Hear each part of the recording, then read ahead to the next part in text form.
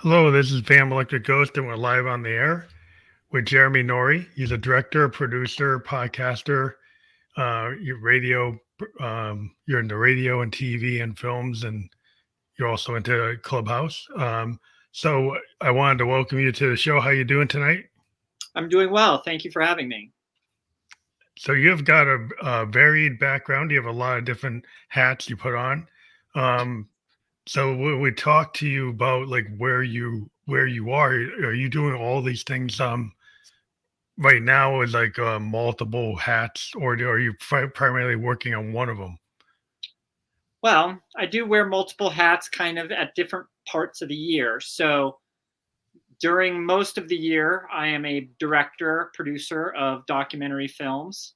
I fund them, and they are distributed on all kinds of free streaming platforms. So you look up my name, you can find all my films. I also have a book that I wrote. So I see you have my website up there. If you go to my website, you can get a link to my book, and that is available anytime. But I am not writing another book. I'm not really doing any journalism, or I'm not an author at the moment of anything else. But you just wrote that book. There's a one-time thing. Yeah. Basically, it was a portion of my past that I don't really. It's all the times I almost got arrested. I've been home invaded numerous times. It's like stories that I don't really love reliving. And so I told them all kind of in depth in this book. And if anybody wants to know about them, I can kind of give them a little bit and then say, read the book. I also produce an event. So I, for about 4 months a year, produce an event in Hollywood that is in the cannabis industry. Oh, so it's like a forum?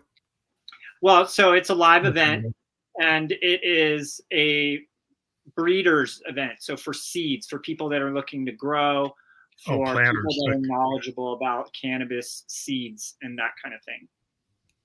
So people who want to grow their own batch, or they're farmers. Yeah, basically. And so I'm representing a very specific type of cannabis called autoflower, which grows very simply in a very short amount of time. It's popular in Europe, but it's not as popular here in America. And I'm trying to educate people about the advantages and maybe disadvantages to them for growing these kind of plants. Oh, that's interesting. So that it's a whole kind of cottage industry.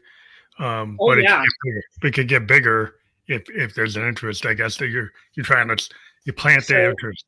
in Europe, it has taken over their industry. So the prediction here is that it will eventually take over the large majority of our industry as well. And so 80% or so of the plants that people are growing right now for commercial purposes, it's likely in the future that that 80% will be auto-flowering plants. And they could be very similar varieties to what they're growing now, but they will have this autoflower genetic that will make them flower faster. Okay. So it was like genetically modified to just be able to turn over faster? It's not necessarily modified, but selected. So there's certain kinds of plants that grow in parts of the country where it's 24 hours sunlight for months and months at a time.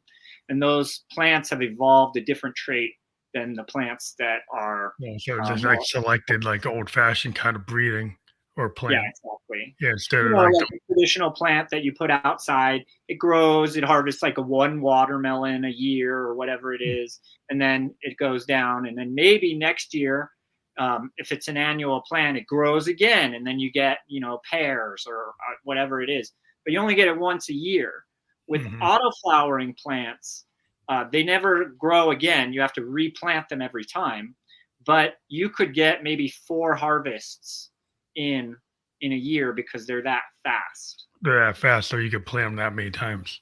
Yeah. That's smart. I'm not into agriculture as much. My daughter's into hydroponics, so she does a lot of hydroponics inside the house. So she's probably more familiar with what you're talking about than I am. But I think it's something that people are really interested in. because I'm a type 2 diabetic, and I use like CBD, and so a lot of things, people are. I'm a cancer survivor, and I found some benefits to that type of alternative medicine. But before we get any further into it, I always ask a couple questions of any guest that's on. It's like one of the things I always ask is like, what motivates you, and why do you do the things that you do? Okay. Well, I enjoy filmmaking as a career.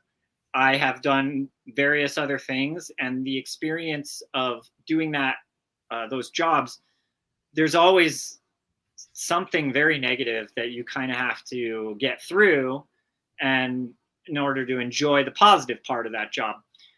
With filmmaking, I find the negatives to be very, very minimal, Mhm. and that um, the actual process of the work that I do is mostly talking to people and doing interviews about these various subjects that I choose to do films on.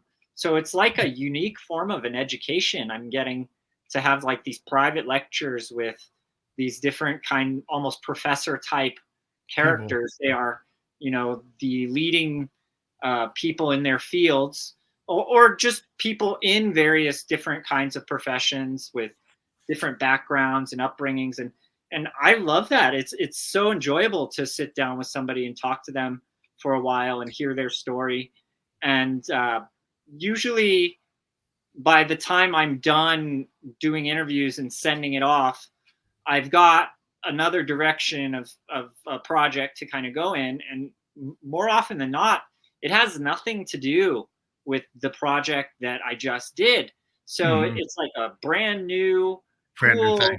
cool. And I really enjoy that about filmmaking. And the way we also do our filmmaking, it's based on merit. So if our films do well, then we get paid well. And so, in that sense, there's a great effort between me as the filmmaker, the distributors, they get paid that way. Everybody involved in this gets more out of the film being a success. Whereas, like traditional filmmaking, you sell your movie to Netflix and you don't really care if You it don't know does what's gonna well. happen. And there's a lot of gatekeeping in that sort of sense too, where they know they can only buy things that they know will be successful. So why take a risk on some sort of New thing. So brand, you brand? yeah, so you're kind of in the new frontier. You're doing a more Absolutely. interesting material, and it's like I'm if you're a creative person, right, the whole reason to be creative is you kinda wanna have the muse inspire you, you know? You wanna you wanna be able to do something that's interesting. Kinda like David right. Bowie used to say, like, he liked to be treading water a little bit to kinda go into something new. You could see his Exactly. shape shifting. He would change things and not always do what was the last project. You do Yeah. something that's, like, gonna interest you because unless you like, the repetition, I guess some people might wanna take, like, a musician's like, "Oh, I got this one-hit wonder type of, m formula, and I'm always just wanna do that single. I never wanna do, like, Sergeant Pepper's. I just wanna do hit singles." Sometimes I wonder if it's the artist or if it's the platform, the distributor, the record company, or somebody not letting you do those other things that might, maybe you do want to try, a country song, and that was never okay before, but now Yeah, it's a different world that we live in. And so I think also we know a lot about how our brains work. I do a lot of projects that are kind of about health and that kind of thing. And, our brains work better when they're stimulated with something new. The longer, like I do these long form interviews, but it's hard to remember everything that happened. The shorter periods of time that you take in information, you're able to remember more of that information. And our brains are like thinking all the time, especially our unconscious brains. And so you have all these thoughts going all the time. You're never thinking about the thoughts that weren't good ideas. But eventually you have 100,000 thoughts. Maybe one of those is going to be a decent idea. yeah. And you just have to kind of be there to notice that. and then follow up on those types of things. And even then, a lot of these ideas kind of they start out in a way, and then as you're doing them, they morph into something else because your original plan didn't work out quite the way Yeah. you thought. It's kind of like flow state.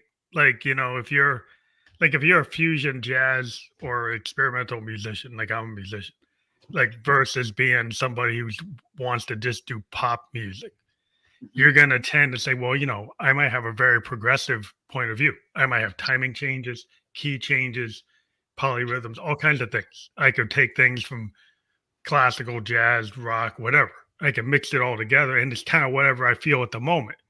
Versus, I gotta get this same formula to hit the algorithm to hit a million plays because I want to do what's hip. Versus, like, I want to do what's in the heart. Yeah, and I won't lie. Like when we're doing our films, we're thinking about that too. You know, when I think about if I should do a movie or not, if it seems like something no one will want to watch, then that's probably not a good use of my time. Unless I already have some things that are doing so well that I can just take a risk on some, story that I like that I know won't be financially worthwhile. And also sometimes I have to think about, what what projects have we done that did well?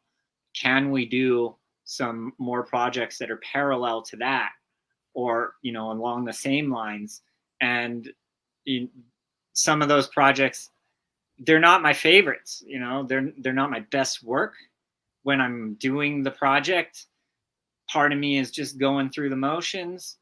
But unfortunately, what we've come to learn doing, I have like somewhere between 30 and 40 documentaries now, various different subjects.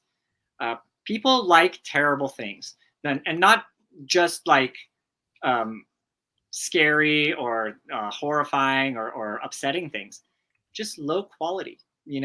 Some of our films that really aren't anything to write home about. They break all these rules. We did them in from a filmmaking standpoint at a very low bar, and those are our most popular films almost always. When I work really hard on something and it's like some sort of really important subject, our last three films that I did about diet and nutrition, though I'm most proud of those. They're so good. They're my best work. They're nowhere near our most popular. Like they're doing okay, but Mm. yeah, it's Well, unfortunate. yeah. I mean, I guess people like the I don't know. The tragedy is like a comedy. Like if you're a writer, right? If you Right. write something that's like a tragedy, like a Shakespearean tragedy level, people are gonna like at Odysseus level type of thing. People are gonna pick up on that. Oh, I understand that. Right? Well, Versus, I think sometimes there are really great quality things that become popular, and that gives everybody hope that is a creator to go out and make right? things that are hard to make, that are important and what have you. But I've talked to many other creators, and it's the same for everybody. Like the the thing that you're getting, the feedback that you're getting from the algorithms, from the audience, is to just put out a certain kind of quality thing that the audience wants, and that's how you're going to get the most money. And that thing that they want is um, middle of Kinda the like top road. 20, top Like 20, top 10. Yeah, it's like it's yeah, terrible. To be honest with you, it's not even okay. It's like kind of bad is really what yeah. they like. Well, it's kind of like the That's what difference between like a critically acclaimed piece of work and then what's actually popular, right? Oh, Like you think, even if you go mainstream movies, right? So like you yeah, could go to Deadpool and Wolverine, and that yeah, movie's just cleaning billion up dollars, billion at dollars, yeah, the box office. And don't get me wrong, it's a fun movie. I enjoyed it. It was great as far as those superhero movies go. It's so expensive. Like some of the things they're doing, it's incredible. But in the it's not Citizen scale Kane. of It's not film, Citizen Kane. that's not top 100 probably. You uh, know, yeah, so. Uh, It's not the What? third man. It's not Citizen Kane. It's not that. Right. No, it's So, definitely not. And then the other side to that coin is like I see a lot of movies. The movies that are the really best movies, nobody's going to see those. yeah. Like, It's like college so radio. It's like college radio. Like I grew up like in the IRS version of REM, Michael Stipe, when you couldn't hear what he was saying. Um, yeah, and I was like, yeah, that's what I want to hear. Like listening to Paul Westerberg from the Replacements, or Husker Du, Bob Mould, people like that. And that was never really hitting like Nirvana or hitting like oh Pearl Jam. That yeah, stuff was always kind of very underground. You know, it was like surprised when REM kind of broke through. It's like, wow, they broke through, but I actually like the old stuff. So music. it's like, it's just like it's like where you are. There, there are a few great musicians that did sell a lot of albums, but I bet you like the top 100 are, the top 100 sales of all time. It's probably not a great list. No, There's it's not. It's probably not the most like you yeah, hear a lot of stuff that you keep on hearing on the radio all the time. Is yeah, like why they keep on playing that? Like they keep on playing that Boston song. They keep on playing Tom Petty songs. Like I've heard that like a million times. Not that they're not good bands, but the idea is like how often do you hear something like a Lou Reed and the Velvets or Alex oh, Chilton and Big Star? Like you won't hear that, right? and But that's even but the now, credit. like the Yeah, top the 10 credit. Billboard, whatever's top 10 right now is terrible. Whatever it No, is, it's it's not. It's not definitely what awful. like. It's not what I listened to in '76 or '82 or Yeah. '91. So, It's like you go look at the top 10 in 1867, and then look oh at the yeah, top I'm 10 sure it now. was incredible. Look But at that. It's like yeah, I'm sure every single one is like some sort of incredible musician, yeah, probably. it's like the actual writers that they were writing, the Yeah. playing level was just like at a whole level. There's like where's that today? Because everybody's just 60s, trying. 60s and 80s are my two favorite decades, I think, for music. Yeah, there's just a lot of it's a lot of innovation from the Beatles to Pink Floyd. The innovation of the album, the idea that you can actually not just have a one song, but get Rubber Oh Soul yeah, and tell a you story. get like Sergeant Pepper's, you get Abbey Road, you get these albums not as connected as a Pink Floyd album, but it starts to tell the story. Like I actually want to listen to it as a one piece. Right. And a lot of artists is like, I want people to be able to kind of get the hook. It's like, oh, the baby shoes never worn. I want to get drawn into something, right? Sure. I want to get in there and get drawn into it. A lot of times now, I think songs are just a hook. There's Oh just yeah. beat. There's no structure. There's no like music theory going on. It's just like so you're like very disappointed if you're like into like the idea that a song should actually mean something and feels you should feel something as much as like if I was watching Citizen Kane again Right. or Yeah. watching something that has depth. And I think it's like when you do your independent films, you're mostly doing documentaries, right? And you're diving into topics that are really kind of touching people's like they want to get drawn in because you're telling somebody's story. You're telling something that's important, right? The Oh, trauma, that's absolutely dealing with true. anxiety, adversity, those are things that people can connect to. Yes, and look, every single person wants to tell their story. They think that, this is their opportunity to kind of get exposure to this experience that they've had in life. And, regardless of whether they're telling me about how they met Bigfoot or UFOs or whatever it is, or they're a doctor or Mhm. somebody that's telling me about health. These stories are important to everyone, and my job as a director is kind of to just give these people a platform to feel comfortable to express themselves and tell their story. Mhm. It's kind of like the esoterical thing of like the Bigfoot kind of thing reminds me of like $6 Million Man Oh Bigfoot yeah, episode. but the Bigfoot but one's yeah, fascinating. That's our most popular topic by yeah, a far. lot of people get drawn into that 1970s kind of Bigfoot UFO. Yeah, I'm a child of the '70s. It's like, oh yeah, Bigfoot UFOs. It's like, yeah, Yeah, that's kind of. in the culture. Oh, There's like this strange people phenomenon. want to know about those strange happenings. It's like, Mhm. like Leonard Nimoy In Search of. We're Yeah, always like yeah. looking for that. We're looking for that. And I think people were like, it's like, it's like it's not junk food, but people like, oh wow, that it It's kind of feels junk like, food. yeah, it's kind of like junk food. It's it is fascinating to people, right? It's not necessarily important. I always explain it to people in this way, right? So I do these UFO, I do Bigfoot documentaries. Let's say in Bigfoot documentary, I discover Bigfoot.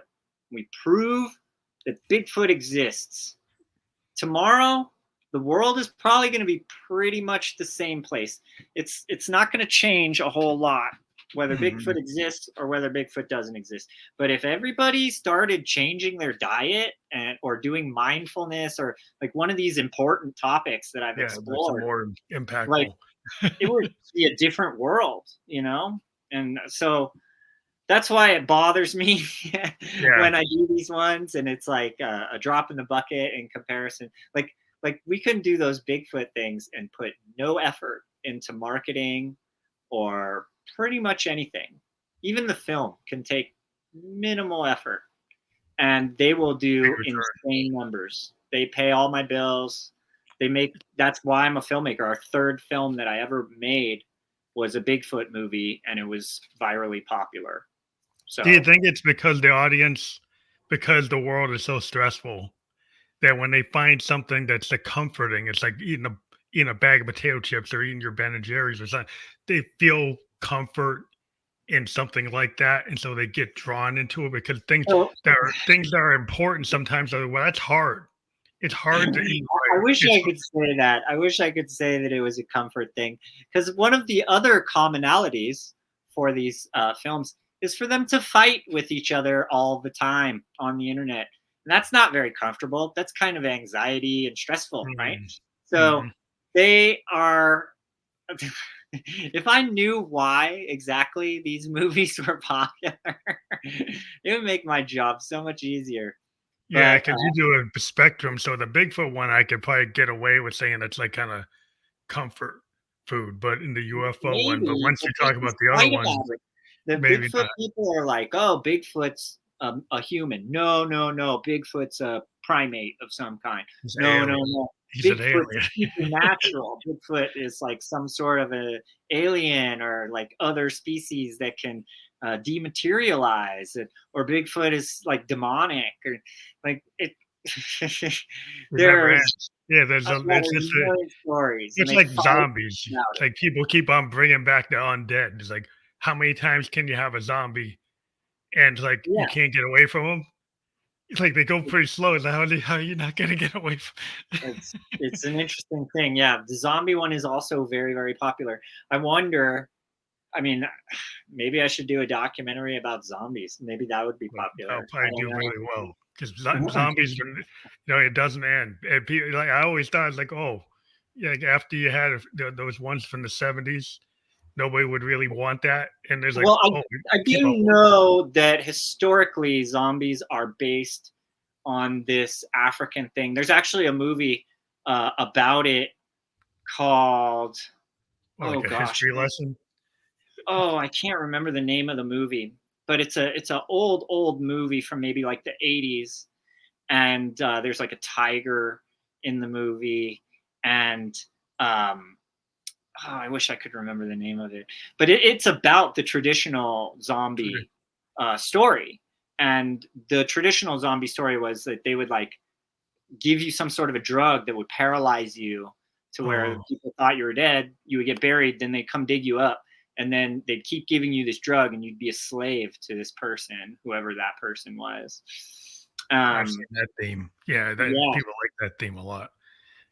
yeah. I wish I could remember the name of that old movie. It was a really good They old even movie. showed up in a Miami Vice episode one time.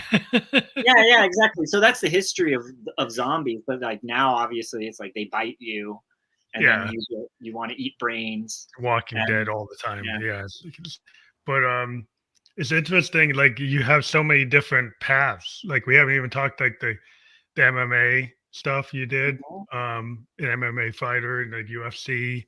Yeah, so I'll just quickly run through that. Like when I was young, I got into the UFC, probably UFC 2. I started following it. I lost touch with it, found out that it became illegal. And one of my friends was watching Pride. He introduced me back to Pride. I became a huge fan of Pride. I'm still Pride for life. Pride never die. And I learned about MMA. I learned about martial arts. I was always interested in it. But then when you could kind of see the science behind what they were doing, and like they were kind of analytically pointing out the strategies, and it became really this new sport where early on it was just kind of still like a brawl, but you could see the underlying sport that was there. And I became a fan. I wrote for some different online websites like MMA Weekly and Sherdog, and I wrote for another small website, and I got credentials. I became friends with Bruce Buffer and some of the people at the UFC. So I was getting to go to the UFC for free. And at that time, nobody was covering it. So I would have like a press box all to myself at like Mandalay Bay for free. It was really, really an incredible time. And, you know, if you're a fan of MMA, it was the golden age of MMA. It was the glory years. I watch it now and I love the sport, but it is not like what it used to be. And so that was really cool. And I've been able to kind of reintroduce some of that into my films. I did a film called Why We Fight, where I talked about MMA. And I did a psychedelic documentary where I talked to Ian McCall, who was a fighter, and he was Uncle Creepy in the UFC and in Ryzen fighting. And he was also in my Diets documentary. I talked to Kurt Angle also for my Diets documentary. Wow, so you're able to kind of bring people into different projects cross them over into different things. Kurt Angle is an Olympic wrestler, so he has this legitimate past, broken neck, won the gold medal. Like, it's a crazy story. But then obviously probably more famous for doing WWE. So it's interesting that you've crossed all these paths, and some people might want to take a path like that and like stay in it. Do you get like bored, or you see that it's run its course and like it's not working for you anymore? I think I do get bored, and I think that I'm a quick learner, and I'm not afraid to take on new challenges. And I'm also I'm not one of these people that's going to dedicate my life to becoming the absolute best at something and then sacrificing everything else in life in order to achieve that. So my time is very valuable to me. When I start to run into hurdles with certain things and maybe another door kind of opens up, I'm, very open to kind of going through that other door and trying something new out. And I'm not financially wealthy. I do well enough to kind of keep the ball rolling, but hopefully something eventually does kick with all these various different things that I do to where I'm more financially stable and then able to do even more unique things that I want to do. Yeah, I think it's always interesting to find people who have this kind of very expansive view of things. Like, because a tendency today is people will say, "Oh, I got to stay in this niche." It's such a niche market. Like everything, or like if you're a producer, like, oh, you should be just a hip hop producer. That you shouldn't do rock or punk or jazz. It's like you can't go across. You just stay in your lane. And I've always never been that way. Even as a fan of music, I've always been a fan of all music. Even when I was in high school, I would go back and forth where I liked hip hop and the hip hop kids would accept me for a little while. And then I would like metal and the metal people would accept me for a while. But if I said, oh yeah, I also like this other thing, they'd be horrified. They'd tell the metal guys I also like Snoop Dogg. No, that's not okay. But now it's different. I think playlist world, people can cross-pollinate. I think that it's much more common to be into that kind of thing. And as a musician, it's more accepting to kind of do all kinds of different things. One of my favorite musicians is Beck. And he has all these albums that are just so different. And they're all brilliant albums.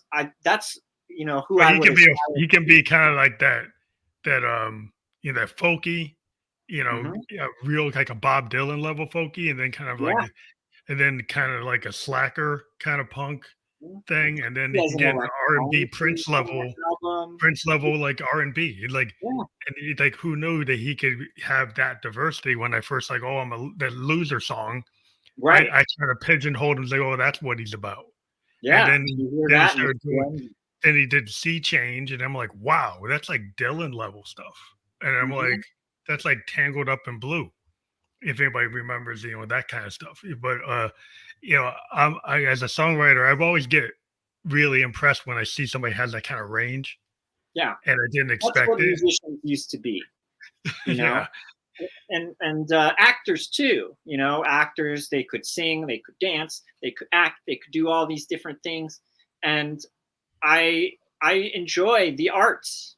I mhm. want to see people do different things, and Yeah, where you you don't see a have to be the comedian best. take a dramatic role. You see, like a Robin Williams play a serial killer or something, Sure. or he plays Hmm. like a murderer. Like not what you expect. It's not Mork That's and what I Mindy like. anymore. It's something Mhm. else. you know, it's like he showed the range that Mhm. you can you can be anything, right? In the fact that you're not just being pigeonholed into the same role over and over again, which Absolutely. I like Woody Harrelson too. He's a cannabis guy, and one of my favorite movies is Natural Born Killers, where he's oh, this that's really amazing. Yeah. menacing, evil character. But he plays comedy roles, Yeah, I mean, so he can play superbly. that crazy Kubrick stuff. He can do this. He could get into something that's like wow, that's like Shining level. Yeah, Like I like you people know, like that. and it's like wow, like you have, and that's where you want to see people show their range. Mhm. And and I think people want that. I mean, some people will say, oh, they want somebody to be the same, and they really don't. I think it's this. I think there's like a I don't know. It's like a laziness and there's like, Oh, oh, absolutely. to the even the audience can get lazy. Like, I One always thing I kinda can tell you, kind of challenge from the my audience. perspective, um, so when I'm doing films and I have a serious film that I want to do, and I tell people my name, and they go and look at my IMDb page, and they see Bigfoot and they see UFOs. Oh, did Sometimes they don't want to work with me just oh, because yeah, I've pigeonhole. done these movies about psychedelic medicine and cannabis, or whatever movie sets them off. It turns them Um, off. it's really interesting to see how that works. Whereas it's kind of the opposite for Bigfoot people and for UFO people. When they see that I'm doing like mindfulness and diet, they feel like, oh, hell yeah. This person isn't just only doing UFO movies like all those other people in that industry. So yeah, it's nice to kind of get that um, response from them, and you know, you just do the best you can with whatever it is, and It's hope just hope that people appreciate it. but you're into podcasting too. Like, what do you think about the podcasting stage since we're on a podcast? So I actually mostly guest on Oh, you podcasts. guessed. Oh, you're a So guest. I have many podcast appearances. I have uh, helped with podcasts before, but I do not have my own podcast. Mhm. So I don't really know in that sense, but what I do as a director and getting people to do interviews, I would imagine is pretty similar to organizing people to appear on a podcast. And so my getting interview process has become more difficult as of late, where I've approached a lot of different people to be interviewed, and they don't respond, or they uh, decline the interview. And Wow. so I've had to start kind of going to other resources. And what I've found is helping me lately is asking people that I've previously interviewed whether they know anybody that they think I could talk to. And Yeah, that like seems to work pretty well. yeah, it's kind of like the Rolodex effect. Like Yeah. as a podcaster, like I've interviewed, I don't know, 1,000 people because I've had like 1,000 episodes, and then I get a lot of referrals from guests I've had. So if I go back to my guest is, oh yeah, I think I recommend you talk to Phantom here and there, That's the and best for me. you get a lot of, if you go back and you've done it for a number of years, your Rolodex gives you leads. You Yep. start getting these leads because you're showing up. Because if I keep on showing up 5 times a week, people see me, people see That's I'm out exactly there. how it works for me too. Yeah, and then you get the follow-ups. I get people now to just say, "Oh, I wanna be on the show," and I'm like, "Where do you? I don't know you. Where'd you come from?" "Oh, so and so told me about you." I'm like, "Oh, I didn't even know that was working." That's ideal. Once you have a following and you get kind of bigger audience, all of this stuff just seems to work for itself, right? Like when I was saying about the Bigfoot things, we put those things out, they just kind of have a life of their own. And then I work on other stuff that needs my help. hmm Yeah, like when your dream project is really the one that takes like your artistic, like oh, I'm gonna do something complex film wise or direction wise or topic wise. And like you're saying, sometimes it's the Bigfoot and the UFO stuff that actually you don't have to put as much into it, into in the craft of it. And then you're kind of like, oh, well, I guess that helps me do those. Like if I do the UFO and the Bigfoot, then I can do my dream projects, even though they're not And bringing in. yeah, and I enjoy them. I try to make them into stuff that we find fun. So our latest Bigfoot project that we're about to come out with is entitled Bigfoot Isn't Real. Oh, And that's gonna tick so people off. yeah. So all my other projects are the opposite side of the story. So this time we thought, let's just see what The happens when responses. Yeah, we go ahead and debunk. We're just going to go hard on the debunk story and see what happens. And yeah, that's fun. I'm doing UFO stuff, and there's always new. You give a project like UFOs a year or two, and there's always new stuff to talk about. So I'm interested in all that. I like UFOs. I definitely believe there's some weird stuff going on. There's things we don't know about. I don't know whether that means aliens. There's definitely weird stuff that we don't know about going on, and I yeah, want to know. yeah. So I find that fascinating, and I have all these other I'm very fascinated in the afterlife, and I'm Oh, fascinated by spiritual stuff psychedelics. like ghost and supernatural. Have you gotten into that Oh, paranormal type of absolutely. thing? We've done an EVP, so electronic voice phenomenon. We have a couple documentaries in that world. We have a couple that are kind of about afterlife and ghost stuff. Um, the thing I'm trying to do right now that I keep getting cold shouldered on is child reincarnation stories. Hmm. I contacted maybe 20 different people, and absolutely none of them want to be interviewed. Well, that's And weird. You yeah, would one think of them there'd is want to. literally a university that has a program studying this. And like the response I got for them was very abrupt. I wrote back to them, even kind of asking for maybe a little direction or help. Nothing. And so it's perplexing me that It's this thing strange. that has been so profound, like to me, this is the most proof of anything supernatural that I've ever seen, and they don't want to talk about it. So So that's they just want to frustrating. be proprietary. Like you got to go and pay their fee to I be don't in know their what it program, is. and not. Um, So it's like tribal knowledge. Like knowledge. If you come into our group, you get it, but we well, don't I'm want going to to keep share it. trying, and I'm going to find somebody or a few somebodies to talk to me about this, and I will make something. So they're not That's going to stop me. yeah, you But got to find out anyway. yeah, it's just frustrating. It'd be a lot easier if I could just fly to the university and interview the main guy. Like it would be so simple to get this project going. But no, it's got to be difficult. And then like I do all these like psychedelic things where people are hallucinating, and I find a lot of parallels between the hallucination experiences on various different drugs and like near death Hmm. experiences Yeah, and you can some say that. stories Yeah, of the afterlife, to where if there weren't these child reincarnation stories, I don't know that I would believe in the afterlife at all. But Maybe you can thread the needle and have all those things in one thing. I'm gonna keep plugging away at it, and we'll see what happens. Yeah, because like you kind of like a, oh yeah, it's all coming together. It's got a little bit of this, a little bit of that, and sprinkle this in, and it's like, oh, that's the ticket. That's the Sure. way to go. Yeah, I'm working on psychedelics again and alternative medicines in general, and yeah, so that seems I kind have of a big. couple interviews, and we'll see where it goes.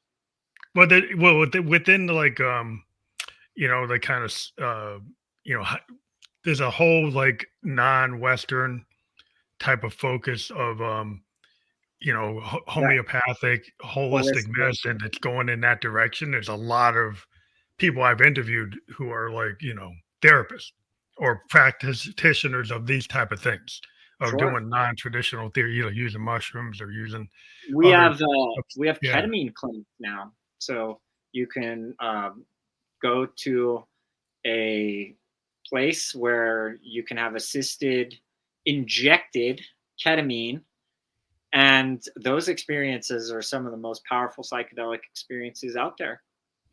So Yeah, it it's a seems like lot. that you would be able to get an audience for that, depending on how they pitch it. You don't know how these Yeah, whatever the platforms are, but it I seems did like a couple before that did okay, and that's one of the reasons why I'm going to take another crack at it. I think mhm, I did this microdosing seminar at this event, and I noticed that after the event they did a question and answer period, and all the questions were about macrodosing, like heavy dose. oh And wow, so I thought, okay, this is interesting. People want to know. They're like dipping their toes in with the microdosing, and you'll see like grandmas and people you would never imagine trying this out. Their questions were about doing heavy doses, and so I thought probably there should be a film about that. Maybe we can kind of answer some of these questions. yeah. What are people looking for? It's kind of like I think in Mhm. the '60s people were looking for enlightenment. They were looking for the kind of hippie experience, and then that was kind of frowned upon in Right. the backlash. And now we're living in an age where, yeah, at the same time, we got people that don't like that stuff. But we got other Yeah, people who are saying, "Well, why can't I explore that stuff?" So it's not all unified where everybody hates it, everybody loves it. There's like that's groups true. of people that want to try it and people that don't. And so, Even you historically, it was there's some nefarious stuff going on with the CIA and acid and all kinds oh of other yeah, things. And there's a so lot of history on that. it was a weird time for all those drugs, and if you've taken some of those medicines, um I've thrown events where people were doing them a lot, and one of the things that I would commonly see at the events, you usually don't have fights or any sort of problems like that, but sometimes people will take a heavy dose and they will get some sort of weird ego type thought going on where Mhm, they think that it's their job now to help people try this drug or encourage people to do that, or maybe like a religious connotation where they're like Jesus, or mhm.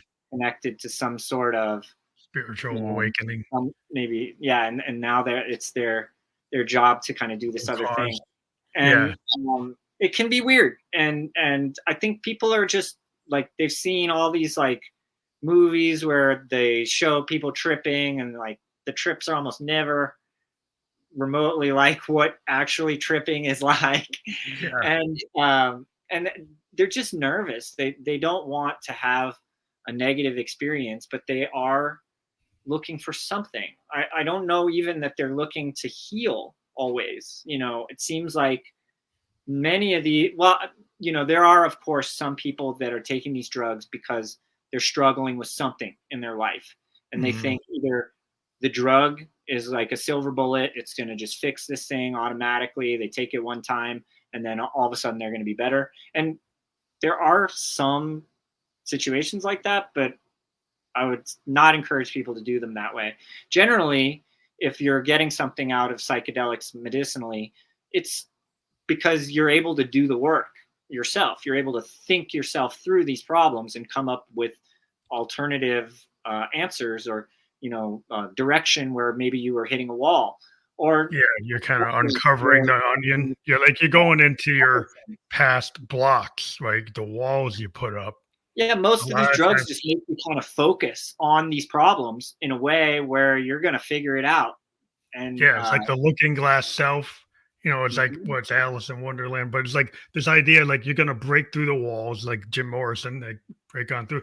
Like if you can get past your hangups, can you get past the barriers and the ceilings that you put on yourself? Like a lot of yeah, times people have these like roadblocks, these internal roadblocks, and if they can't get through it with just their own mind power without yeah, any kind of assistance, they need some external. and The also like pharmaceutical world finds ways to do it, but it's like, well, there's other things that existed for these pharmaceuticals.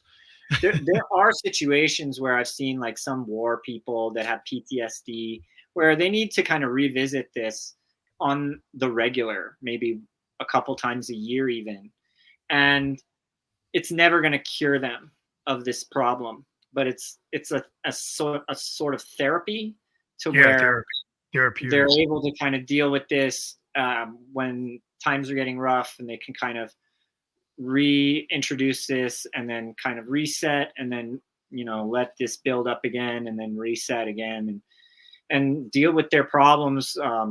Maybe someday they do figure out a type of cure or a way of living with these things that they have, but it's one of the problems is you don't want to see somebody just do drugs and then like it becomes a new routine It where they're becomes a like, new oh problem. Well, yeah, you're a new using it problem, to get rid exactly. of the problem, and it creates a new problem.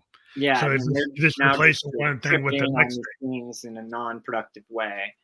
Yeah, And like you know, if it can actually assist you in your life trying to uncover like your truth or trying to figure out where you're blocked, and you use it to do that, and it's not being just used in excess. I think a yeah, lot of times people use something because it becomes the new thing to hmm, replace the old thing, yeah. and this becomes another bad thing. So many of my friends drink and do cocaine, and those drugs. There's no enlightenment at the end of that Yeah, you're gonna path. hit the wall. You're gonna hit some wall. It's not gonna So end it's well. up to you. What are you Usually, it gonna doesn't. do? And those things, I'm sure it's fun to do, but unfortunately, they just rejected MDMA as a therapy for PTSD, and I think that's a tragedy because drugs like that are very helpful.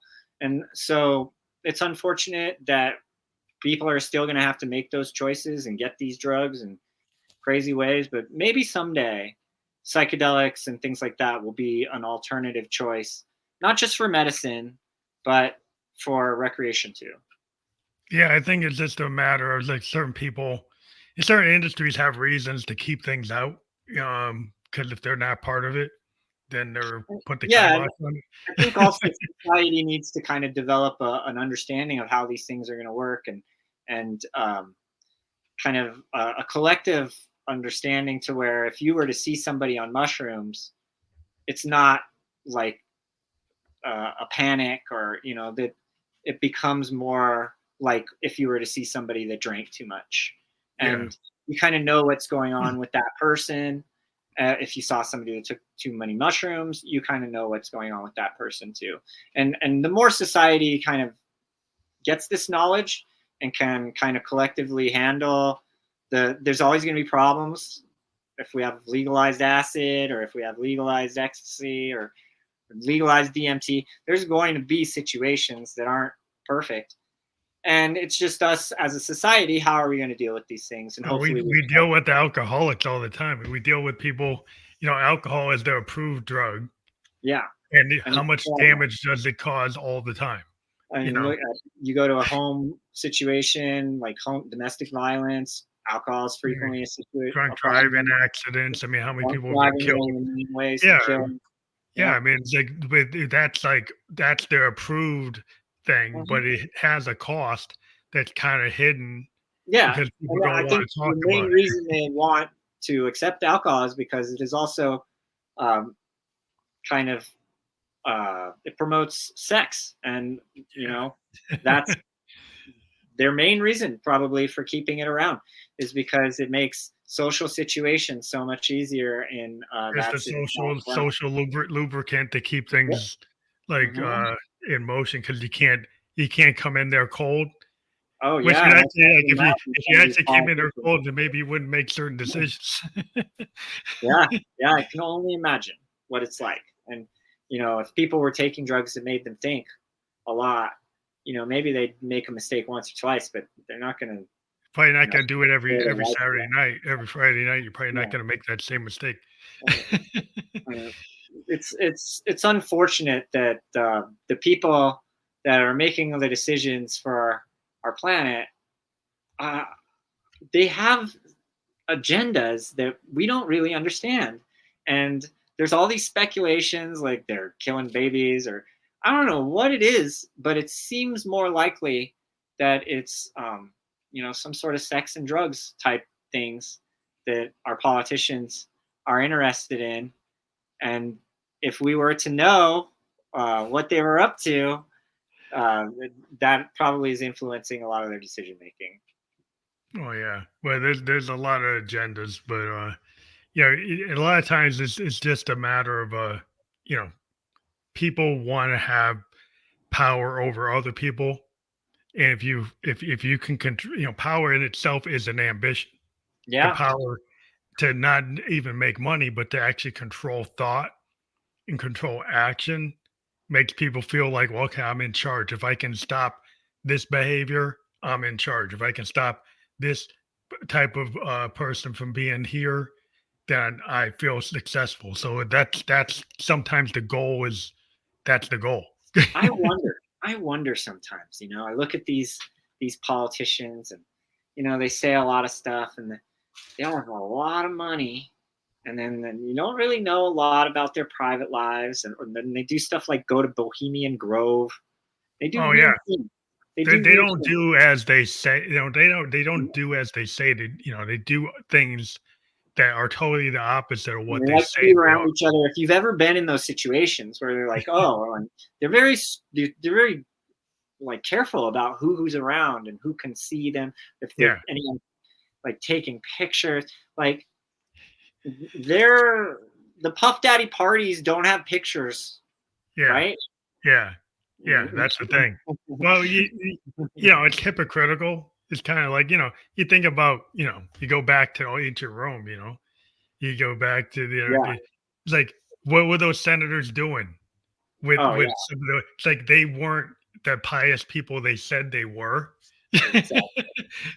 It's like if in front of this person you're the pious this, like yeah, but behind the door, you're not that pious person. Exactly. It's just like every cult where they're like, oh, by the way, I need to sleep with everyone's wife. And there's just all this weird stuff going on, Yeah, and a lot of weirdness that almost you're like, what? always almost always sex and drugs related. And if we could just kind of get that uh, That ironed would be out. awesome. Yeah, we got to get people to realize it's like it's not.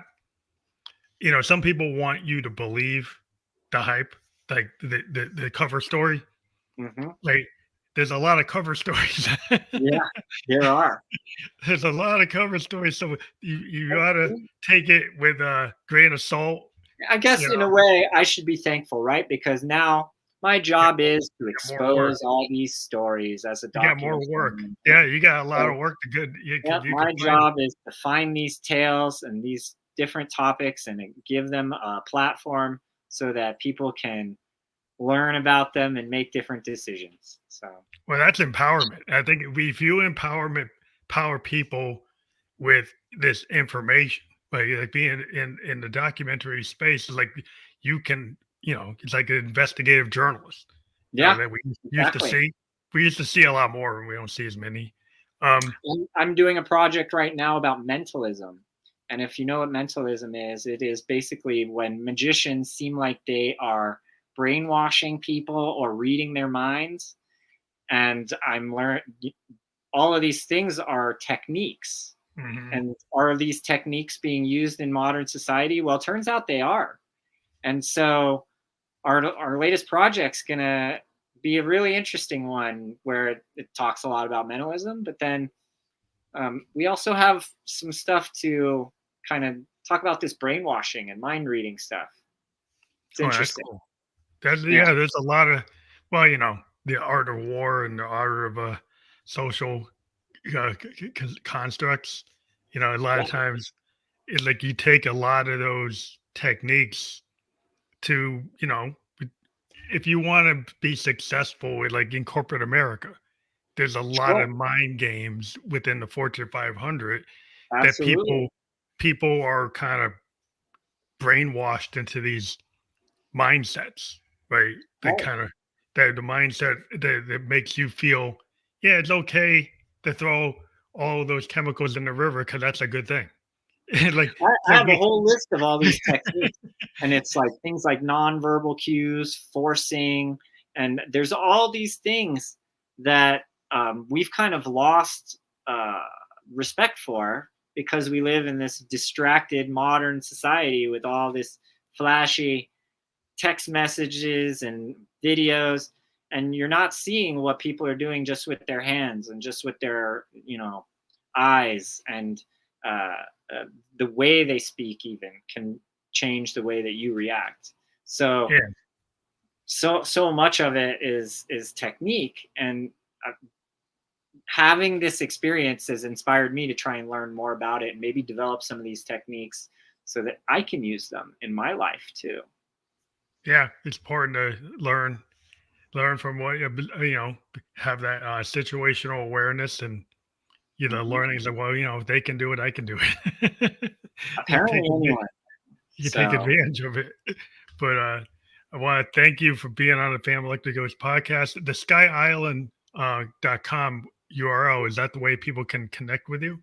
that's my website. It has a link to my IMDb page, which is the most up to date place for all my films and projects that I've worked on. Um, it has links to my email. It has links to my social media. So definitely the skyisland.com. People can connect with me there. As a filmmaker, it helps me if people review my movies. So on Amazon, you can Mhm. type in my name. I have a page on Oh, Amazon, shows you all you my can read through movies. it. You can do that on Tubi TV. You can do that on IMDb, and IMDb has a rating system as well. So rate all my movies 5 stars or 10 stars, the Yeah. highest rating, and leave comments.